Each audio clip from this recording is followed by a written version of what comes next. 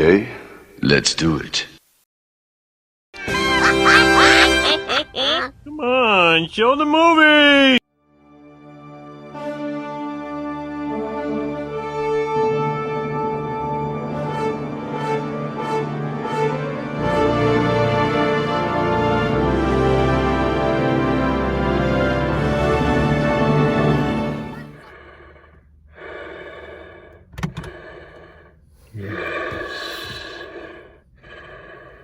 Tokyo Vader. What half of your Sith do? I'm the other half Surge. And what is Sith?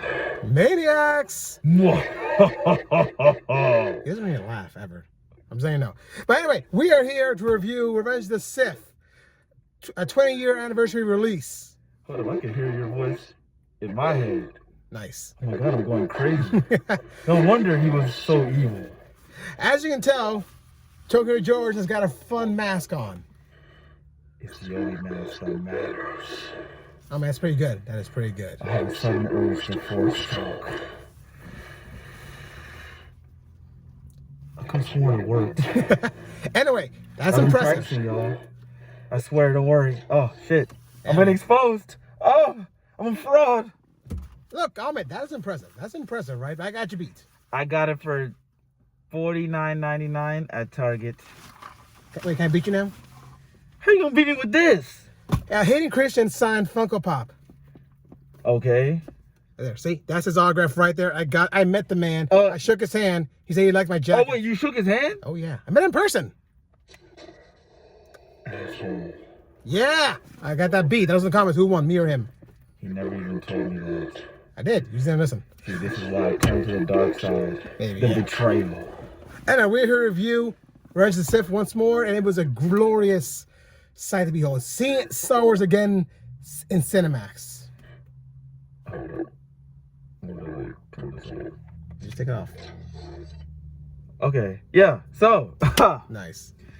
Okay, yeah, so watching it again and everything like that, like. But watching it like the big screen, that's where it's supposed to be, man. Yeah, no, You can't be just watching your phones, man. It's like a TV. It's gotta be big. One thing for sure is that Star Wars is one of those, franchises that will always bring out the masses and stuff. The theater was damn near packed and everything like that.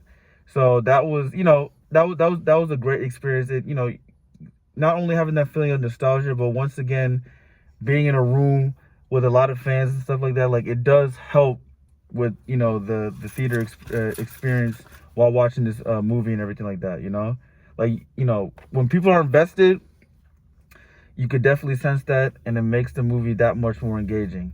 Now, I will say, though,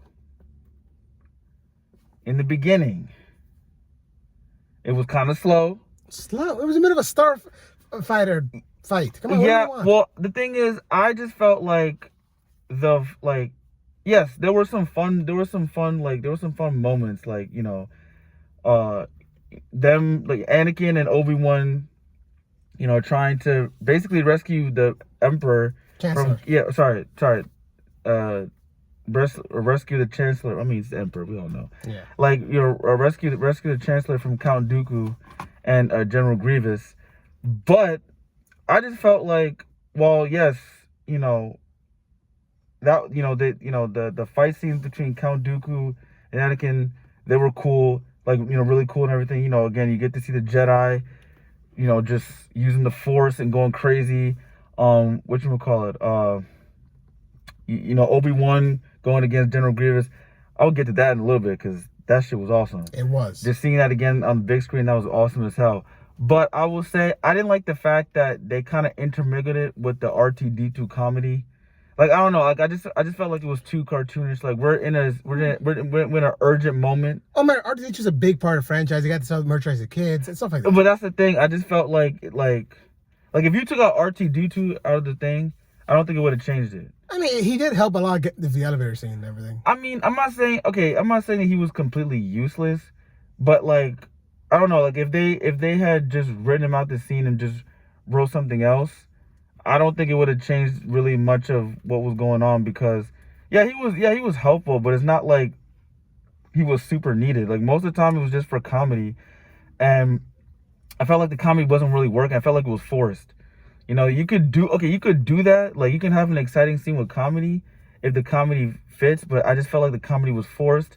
So it was kind of just like cutting in, into the into what, like, the action, well, yeah, it was cutting into the action and what was going on and stuff. But I will say, like, it was still fun. Again, I mentioned the Count Dooku versus Anakin. Christopher Lee, his time was too short. He's like, what, for 5 minutes? Yeah, I wish the fight scene was longer, and also I liked General Grievous. They found really creative ways, if you had seen Revenge of the Sith, this man got like tentacle arms and everything like that. And well, actually, he has 4 arms. Yeah. Yeah. Well, actually, wasn't he introduced in Attack of the Clones? Yeah, he was. Yeah. So if you watch Attack of the Clones or Revenge of the Sith, this dude has like 4 arms and everything like that. And the he way can spin it around. Yeah, the way he was moving with the lightsabers, and that shit was awesome. Like, him and Obi-Wan had a really good fight scene and stuff. Like, and honestly, I could lie, it kind of creeped me out the way he was moving. I was like, he was kind of exactly. He's definitely more machine than creature at that point, like Vader was at the end. Yeah, I was like, is he a cyborg? Because I'm like, there was some like organic shit with him too, and I was like, I forgot. I was like, oh, okay, so he's like a cyborg and stuff. But the way he was moving, though, he was definitely moving more machine-like for sure. That's what it was, man. So like, but it was badass though. I liked it. Serge? I liked it again. Unfortunately, he is right. Some of the dialogue was, just bad again. And again, in the CGI, it was definitely outdated. There were some parts of it was like really bad, like a PS3 game. Honestly. Yeah, because I figured if it was remastered, I would think that they would like enhance the CGI a bit. But it still kind of looked the same. Okay, it wasn't remastered. It was just re-released. Well, I would feel like if you're going to re-release it, you're going to make it look cleaner. You know what I'm saying? Fair enough. But it was the same thing, pretty much, Not that it took me way out of the movie, but I'm just saying, like, I figured, okay, if you're going to re-release it, you might as well touch that up. And then, again, the dialogue, like, most of the bad dialogue, like I said, was from Anakin. I didn't know. That's kind of great. I feel like Hayden Christensen did the best he could of what he got, No, but that's the point. Like, it has nothing to do with... I know Hayden Christensen is a good actor. What I'm saying is the dialogue he was given was bad. Like, I feel like most of the dialogue that he had was bad. And overall, the Star Wars dialogue isn't great, but there's ones that are just like, okay, this is just like bad. Like, it's just like, you can't. Like, I don't know how you could save that. And Anakin, what's his name? Hayden Christensen, his dialogue was like just bad. Like, it was just like, oh no. Like, I don't know how anybody could save it. Whereas, Ewan McGregor and stuff. Now, Ewan McGregor, again, I said in my pre-thoughts that they're thespians and stuff. So they can rise above like the cheesy dialogue, but I'm not even sure if they could have saved the dialogue that Hayden Christensen had, because it was bad, maybe they could, I don't know, but like, I just know that Hayden Christensen's dialogue was bad or whatever. But again, most of the Star Wars dialogue is cheesy, but what's his name, Ewan McGregor, he's able to make it work for the most part. Sometimes it's just like, it's cringeworthy, not his fault, is George Lucas writing, but He does manage to make it work. If you're a lesser actor, it will definitely that dialogue will beat you and everything like that. But with Hayden Christensen, his was so, and I know he's a good actor. I've only really seen him in Star Wars stuff. I did see a trailer for a movie that he was in where he was playing like this news reporter who fabricated stuff. It's called Shattered Glass. He looked to be good in it, so I'm like, I know the dude could act. But it's just like his dialogue was just so bad. It's like, damn. Again, we're not here for dialogue. We're here for the action. We saw the greatest lightsaber fight of all time. Lightsaber duel between Obi-Wan and Lord Vader. That fight, even after 20 years, still holds up. You know what I'm saying? Again, they trained for that sequence for months, and it shows. The choreography was spot on and stuff. I definitely like. In terms of like best fight scenes of all time, the Battle of Mustafar is definitely up there for sure. Oh, definitely. And here's the fact. I'll be honest though, I did shed a tear when Order 66 was. Yeah, no, I ain't gonna lie. That was pretty like, I was like, god damn, like just like seeing that again and everything is just like, holy shit, like you know, when you watch like the prequels, when you watch like the original trilogy, and even the ones afterwards, you know, like you forget, you know, just how much the Jedi had lost. You know, because they're just displaced everywhere. It was a 99% destruction of the Jedi, and they had 10,000. So yeah, there was less than 100 Jedi left. So that's where the Jedi that survived, that's people always complain about. That's where they come from. Yeah, because there was a 10,000 of them at the. I will say like they, you know, for a movie that was PG-13, it was pretty dark when it came to slaughtering those Jedi for sure. And of course, you know, for Anakin and everything like that, like you see his struggle between light and dark. And, you know, eventually when he succumbs to Emperor Palpatine and everything like that, for me, it was fuck this dude when he killed them kids. I said, oh, yeah, he's gone now. Unfortunately, yeah. He's gone now. When he fucked those kids, fuck those kids, pause. When he killed those kids up and everything like that, I was like, yeah, he's way gone now. And also, I loved, like, I liked Emperor Palpatine and, you know, just how, you know, like, you know, we've seen how manipulative and slimy he is, but I feel like he worked on Anakin for years. Yeah, but I feel like this movie, you really get to see just how manipulative and slimy he is. And he's a total asshole. In the comics and movies, he hates Vader for losing. Honestly. Yeah, no, that's the reason why, like, when he made him a cyborg and everything like that, it was actually a punishment. Yeah, because he did save his life, but yeah, it is the suit is unbearable. Yeah, the suit's because Star Wars fans know exactly what I'm talking about. Because here's the thing, Palpatine has technology to make Anakin like better. Move better, but he chose not to because it's a punishment. Yeah, he regards him as a failure. You know, even though he is still ruling and he's still powerful, he doesn't like the fact that, you know what I'm saying, that Anakin basically, you know, he didn't eliminate all the Jedi like he was supposed to. Yeah. And then, you know, whatchamacallit, he Palpatine could tell that deep down he still had that good in him, you know, when it came to loving Padme and stuff. Yeah, he wanted to purge completely. Here's the thing about that though. That goodness, no matter how small it was, it never went away. Even and 23 years later, when he was dying, it never went away. And Palpatine hated that. He was like, "No, I need to purge this shit." It never worked, no matter how much he tried. Yeah, it never did. Mm. And I'll also say, I love the way, like I said, you get to see just how manipulative it is. I will say this though, I did have a problem with Anakin killing Count Dooku in the beginning because, while yes, Palpatine, you know, it was getting inside his head and whatnot. I felt like there should have been a different moment for him to actually like start killing, you know, like you can't tell me that you're gonna kill Count Dooku because the dude cut off your hand. Like, he's a villain. No, dude, this is something that Star Wars had a problem with in the prequel trilogy and in the sequel trilogy. They don't explain how exactly, because there's a 3-year gap of wars between episode 2 and 3, and they don't explain how much exactly what happened during that. That's why we have to watch the Clone Wars series, because it shows how much the Count Dooku, how much he messed up the lives of innocents of Padme. He tried to kill Padme so many times in the Clone Wars series. It's like, so you can tell Anakin did hate this guy for just causing him so much trouble all the time, honestly. And it was bad. Count Dooku did a lot of bad things. We don't ever see them in the movies. We saw them in the TV series. Okay, well. And because now the prequels and sequels, they need to make TV series to explain how things came to a certain point. Like, even now, the Mandalorian both had to explain how the sequels came about and how I think that's poor writing, because I think you should you should show more as to why. Like, again, Palpatine, he is slimy, and we do see, like, I would say a lot of the points that he raised about the Jedi, I actually was like, you know what? I can actually see his point. He was right, too. The Jedi had long grown arrogant, following the code that they made up.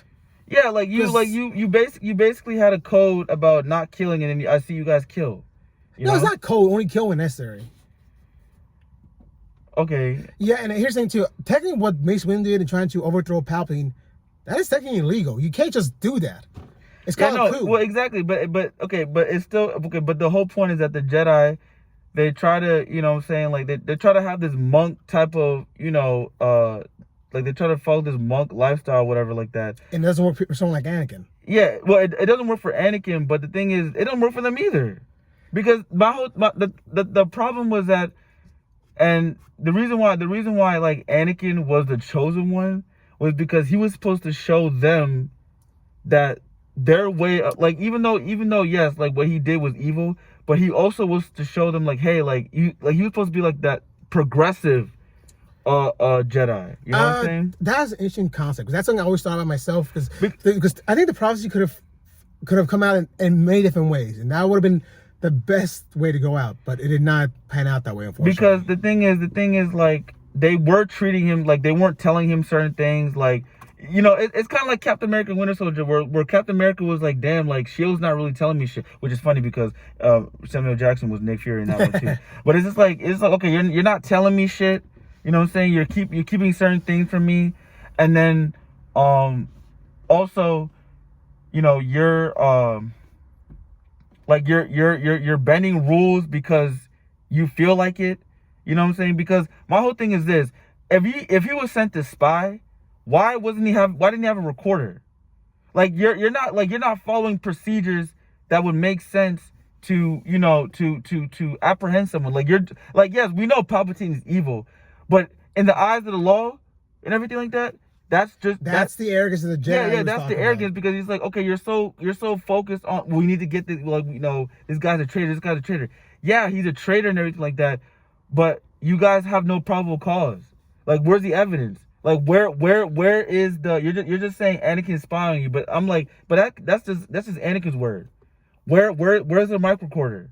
Mm-hmm. You clearly have technology where you can record him saying that. So I'm just like, you guys, I'm saying, like, you guys didn't really think your plan through. Exactly. Know? But okay, point it out though. And also, plus, I understand that, like, you know, it's a monk lifestyle, right? So they're not supposed to have kids. I get it, it's their rule thing and whatnot. And there are exceptions though. But I think for Anakin, he could have an exception. He is the chosen one. Come on, guys. But I guess at the same time, but that's probably why I feel like he was that progressive type of Jedi, where it was just like, you know, he needed to have kids so he can continue that, like you know, that like, well, okay, well, actually, no, now I think about it, maybe not. But I mean, yes, he needed to have kids because, like, we need to set him straight. We need to get him back on track. So it took Luke and Leia for him. Well, really Luke. Yeah. But to set him back on track. So I mean, okay, you know, the Jedi way of life. Okay, cool. But clearly, that wasn't Anakin's thing. But here's the thing, though. What I felt like the Jedi, the error was they were trying to conform him into something that he wasn't. You know what I'm saying? Instead of, and Palpatine was allowing him to, even though Palpatine was a dick, Palpatine was allowing him to be more of who he was. Obi-Wan should have been like, damn, you know what? I don't think this dude's cut out for that. He should be, you know, allowed to do what he wants to do. You know what I'm saying? Like, he should be allowed to be more expressive. But it was like, no, you got to follow the way of the Jedi. It's the way to live. Like, that's not the only way to live. You can clearly tell it's not the only way to live. You know? All right. How would you rank this though? Like overall, not just the actions. If I were to rank this, for story, like for story wise, I would give it. This movie's not just this one story. It's like a whole trilogy. No, but I'm saying TV for this film purposes, story probably give like an 8 out of 10. The acting, I'll give a 7 out of 10. So if I were to combine that, and then the effects, you know, I'm not going to be too hard. 20 years. Yeah, I'm not going to be too hard on it because it was 20 years ago, but I do feel like, you know, they could have touched up on a few things. So I give the effects, you know, but they still hold up though. That's the thing, they still hold up. So I'll probably give that you know, I'll probably say it's 7 out of 10. So if I were to combine that all together, I'd probably say, Can I say my rating? What do you think of yours? Yeah, what's your rating? Look, as a big fan of this series and this movie, I say this with a heavy because we are reviewing this overall on action, dialogue, storytelling in general, basic of ads. That's my opinion on it. Honestly, it's a fun movie. It's a good movie for Star Wars fans. Yeah. But the dialogue and some of the I agree. Honestly, and I thought about giving it premium because it'd be low premium at best, honestly. Yeah, like that's the thing. I think is like I thought about giving it a premium. Like with if I were to think about all the scores, it'd be like a premium, but it'd be a low premium. But really, that's like kind of close to basic with ads. So I say it's a high basic with ads, low premium. You know what I'm saying? So in all, it'd be basic with ads. You know what I'm saying? It'd be a high basic with ads and everything like that. You know? That's true. Okay. So let us know what you guys in the comments, all right? Because let us know if you think we're right. Are we wrong? Did you watch the movie? Did you hate the movie? Yeah. Let us. I want all the. I said Trekkies, the Star Trek. I want all the Star Wars people to let me know. Oh, sorry, let us know. You know what you guys think of this movie. Now, now that it's been out for 20 years, did your opinions change? Is it pause? Is it harder? Is it more aggressive? I said pause. Is it a more aggressive? You think like, nah, like the more I think about it, I think this movie's trash, or has it softened up a bit? You know what I'm saying? Pause again. Where is this like, you know what? I was harsh on it the first time, but now I come around it. So pause.